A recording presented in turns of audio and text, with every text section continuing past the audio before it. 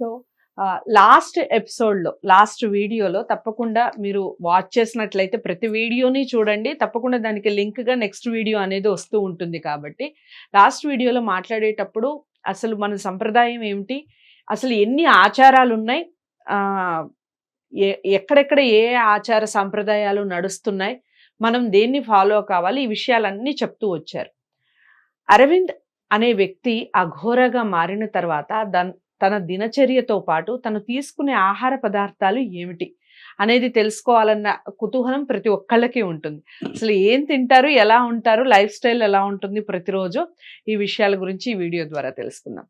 చెప్పండి అరవింద్ గారు, మీరు పొద్దున లేచింది మొదలు, అసలు పొద్దున ఎప్పుడు లెగుస్తారు, లేచింది మొదలు రాత్రి పడుకునే వరకు అసలు అఘోరాలు నిద్రపోతారా, నిద్ర ఎంతసేపు పోతారు, ఈ విషయాలన్నీ చెప్పండి. ఏం ఆహారంగా తీసుకుంటారు? సరే, నేను ఉదయం 5ంటికి నిద్ర లేస్తానండి. అది ఈనాటి అలవాటు కాదు. From the beginning, from my childhood I use to wake up at time of 5 o'clock morning. లేచిన వెంటనే నేను ఫస్ట్ మనస్సును ప్రశాంతంగా పెట్టుకుని శివుడికి సంబంధించిన కొన్ని పాటలు లేదా స్తోత్రాలు ఇలాంటివి కానీ, నరసింహస్వామికి సంబంధించినటువంటివి కానీ, కాలభైరవుడికి సంబంధించింది కానీ, అమ్మవారికి సంబంధించింది కానీ ఓ 10 నిమిషాలు వింటాను నేను, మనసు ప్రశాంతంగా పెట్టుకుని. ఆ తర్వాత నిద్ర లేచిన దానికి గుర్తుగా భూమికి దండం పెట్టుకుంటాను. ఎందుకనంటే భూమికి దండం పెట్టుకోవడం అంటే ఈ జన్మ నీ ఒడిలో మొదలైంది, అక్కడే ముగుస్తుంది, మరి నన్ను ఎప్పుడు తీసుకెళ్తావు? ప్రతిరోజు అడుగుతారా? అడుగుతాను. వయసులో ఉన్న వాళ్ళైతే ఈరోజు నేను వేకప్ అయ్యాను సమయానికి, కాబట్టి నీకు కృతజ్ఞతాపూర్వకమైన వందనము అని అనుకొని భూమిని ముట్టి దండం పెట్టుకోవచ్చు. నాలాంటి వాళ్ళు మాత్రం ఇలాగే దండం పెట్టుకోవాలి. ఎందుకంటే పెరుగుతున్నటువంటి జనాభాతో బ్యాలెన్స్ చేయడానికి జనాభా కూడా కొంత తరగాలి. చెప్పాను కదా, బతుకంటే ఆశ లేదు, సావంటే భయం లేదు, దానికి తగ్గేది లేదు. మరి దేవుడితో అయినా నేను అలానే ఉంటాను. ఓ రకమైన విధంగా చెప్పాలంటే నాది రావణ భక్తి. రావణుడికి మించిన భక్తుడు లేడు కదా అసలు పరమేశ్వరుడు. కరెక్టే. అత్యంత మూర్ఖంగా ఆలోచిస్తాడు రావణాసురుడు, అత్యంత మూర్ఖంగా ఆలోచిస్తాడు. ఉదాహరణకు ఒక చిన్న ఇది చెప్తాను, ఇన్సిడెంట్. అమ్మకు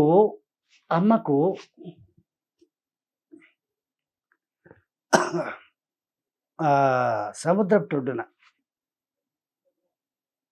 శివుడి దగ్గర నుంచి తెచ్చినటువంటి ఆత్మలింగంతో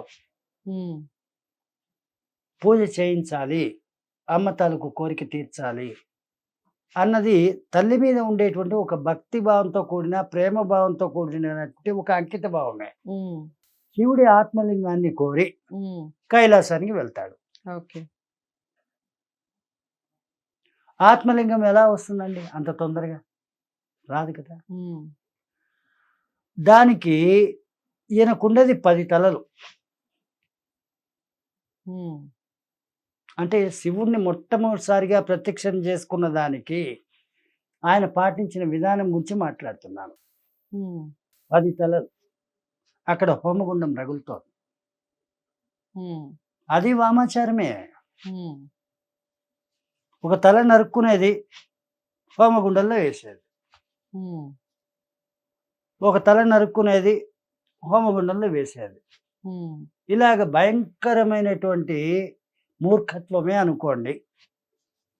మరి తలలు తెగినా పర్వాలేదు, శివుడు ప్రత్యక్షం కావాలా, శివుడి తాలూకు ఆత్మలింగాన్ని మనం పొందాలా అనంటే అది రావణ భక్తి అనంటే అర్థమైందా? రాక్షస భక్తి. తనకు తాను పోయినా పర్లా, తనకు కావలసిన మాత్రం సాధించే తీరాల. ఇది రావణ భక్తి. అలాంటి వాడే నేను కూడా. ఉమ్, నేను సాధించాలి అని నిర్ణయించుకుంటే ఉమ్, దానికి ఎంతైనా ఖర్చు పెడతాను. నన్ను నేనే కూడా ఖర్చు చేసుకుంటాను. ఓకే. అలాంటి రావణ భక్తి. ఉమ్, అలాగే జీవిస్తాను. ఓకే. ఆ క్రమంలోనే ఈ ఇంకొక కథలో ఉమ్, ఆ రావణాసురుడు కైలాసంతో సహా ఎత్తుకెళ్ళిపోదాం అనుకుంటాడు. అవును. హిమాలయాల్లో అట్టడుగు పాదం దగ్గర లోపలికి చేతులు జొనిపి లేపేస్తాడు. మరి ఆయనకుండే భుజబలం అంత గొప్పది. ఉమ్, ఆ భూమి కంపించిపోతోంది ఏమిటి అని చెప్పి శివుడు అనుకొని ఉమ్, బొటన వేలుతోటి భూమిని ఒత్తుతాడు. ఉమ్, అప్పుడు ఈ పర్వతం కింద ఉన్నటువంటి రావణాసుడి చేతులు నలిగిపోతుంటాయి. అప్పుడే శివతాండవ స్తోత్రం అన్నది మన ప్రపంచానికి అర్థమైంది. ఉమ్, మరి అంతటి పండితుడు కూడా, ఉమ్, మరి అంతటి భక్తుడు కూడా, మరి అంతటి మూర్ఖుడు కూడా. ఉమ్. అందుకే ఆయన చరిత్రలో నిలిచిపోయాడు. ఓకే. సో మార్నింగ్ అలా శివనామ స్తోత్రంతో అలాగే స్టార్ట్. మొదలవుతుంది. ఉమ్, ఆ తర్వాత ఉమ్, ఇహ జనరల్ పాలిటిక్స్. ఉమ్. పాలిటిక్స్ ఇంట్రెస్ట్ బాగా. జర్నలిస్ట్‌గా బతికినాం గదండీ! ఓ 30 ఏళ్ళు. ఉమ్, ఉమ్, ప్రస్తుతం సమాజంలో ఏం జరుగుతుంది? ప్రపంచంలో ఏం జరుగుతుంది? ఇవన్నీ చూడాలిగా. ఉమ్. అవి చూస్తూ ఉంటాను. ఇదొక చిన్న ప్రశ్న చెప్పండి. మీకు నచ్చిన పొలిటీషియన్ ఎవరు అసలు? ఇప్పుడు మాట్లాడే సమయం కాదు. అంటే మీకు నచ్చిన వ్యక్తిని చెప్పండి. నేను అది కూడా చెప్పను. నాకెవరు ఓకే. నచ్చరు. ఓకే. రైట్. నచ్చినా కూడా పలానా వాళ్ళు నచ్చినారని నేను చెప్పను. ఉమ్, ఒకవేళ చెప్పాను అంటే ఆ సచ్చినోళ్ళు అయ్యుంటారు. ఓకే. నేను రైట్. కరెక్ట్‌గా క్లారిటీతో మాట్లాడతానండి. ఓకే. నాకు బాగా నచ్చినటువంటి పాలిటీషియన్స్ అంటే ఎన్టీ రామారావు నంబర్ 1. ఉమ్, గొప్ప గొప్ప సంస్కరణలు చేశాడు. ఉమ్, ఆ తర్వాత నభూతో నభవిష్యతి అన్నట్టుగా రాజశేఖర్ రెడ్డి కూడా ఎన్నెన్నో సంస్కరణలు చేశాడు. ప్రజలకు ఉపయోగపడేవి. ఉమ్, మరి వాళ్ళిద్దరు చచ్చిపోయారుగా. ఓకే. మరి ఇద్దరు నాకు సమానంగా 2 కళ్ళ లాంటి వాళ్ళేగా. ఉమ్, మరి ఇంక ఎవరు బాగా నచ్చిన వాళ్ళని చెప్పేది? ఓకే. చెప్పకనే చెప్పేశారు గానీ, ఓకే. నెక్స్ట్ చెప్పండి. అంటే మీరు జనరల్ పొలిటీషియన్‌గా జనరల్‌గా పాలిటిక్స్ ఏం ఏం జరుగుతుంది జరుగుతోంది అనేది నేను అబ్జర్వ్ చూసిన తర్వాత చేస్తాను. నెక్స్ట్. ఆ తర్వాత ప్రపంచ పాలిటిక్స్‌ని అబ్జర్వ్ చేస్తాను. హ్మ్. ఏం జరుగుతోంది? ఎలా ఉంది? హ్మ్. ఉక్రెయిన్ ఏమైంది? హ్మ్. అక్కడ బాంబు దాడులు ఎలా ఉన్నాయి? హ్మ్. అసలు ఈ బాంబు దాడులు జరగడానికి కారణం ఏంటి? మరి ఇలా అనేక మంది చనిపోతున్నారంటే ఏమిటి ఇది? హ్మ్. ఇలాగ ఎన్నో ఆలోచిస్తూ ఉంటాను. హ్మ్. ఆ శివుడు ఎలాగైతే సృష్టి కోసం ఆలోచిస్తూ ఉంటాడో, నేను కూడా అలాగే ఆలోచిస్తూ ఏడుస్తుంటాను నాకు నేనే. హ్మ్. వీళ్ళ కర్మలేంట్రా బాబు ఇలా కారిపోతున్నాయి అని. హ్మ్. హ్మ్. మరి ఎక్కడ చూసినా మెర్సీ అన్నది లేదు అని నేను అంటున్నాను. ఈ అంతర్లీనంగా ఉండేటువంటి బాధ మాత్రం నా గుండెని పిండేస్తుంటుంది. హ్మ్. అది. అలాగ కొంత సమయం గడిచింది. ఇక మధ్యాహ్నం 1 గంటకి లంచ్ బ్రేక్ కదా మీకందరికి. హ్మ్. నాకు కూడా లంచ్ బ్రేకే. హ్మ్. అప్పుడే ఒక క్వార్టర్ తెచ్చుకుంటాను. హ్మ్. 6 గంటల సమయము. హ్మ్. అది మెల్లగా ఆహారంగా తీసుకుంటాను.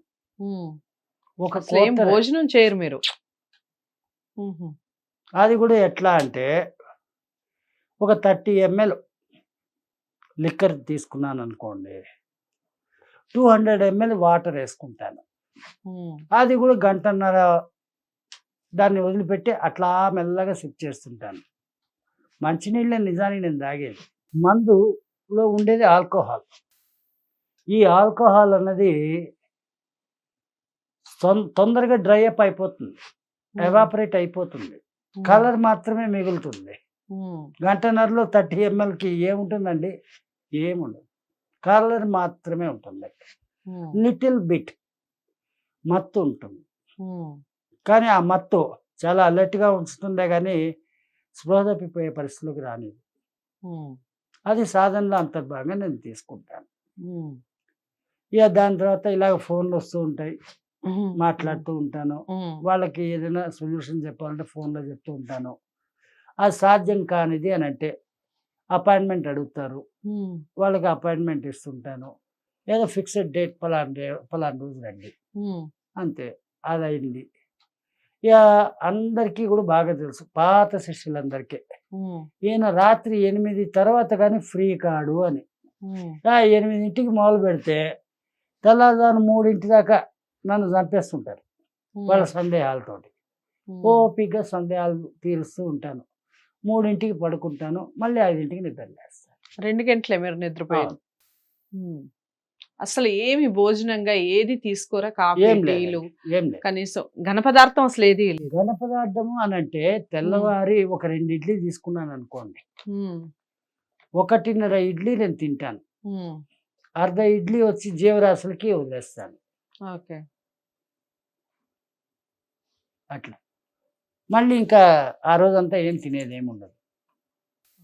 ఇలా ఎన్ని సంవత్సరాలుగా ఉంటున్నారు మీరు? Since 20 years. 20 years నుంచి ఇలాగే ఉంటున్నారు? ఇలానే ఉన్నాను. ఓకే. సో ఇదే ఒక మిరాకిల్. ఇంకా ఇలాంటి మరిన్ని ఇంట్రెస్టింగ్ విషయాలు నెక్స్ట్ వీడియోలో తెలుసుకునే ప్రయత్నం చేద్దాం.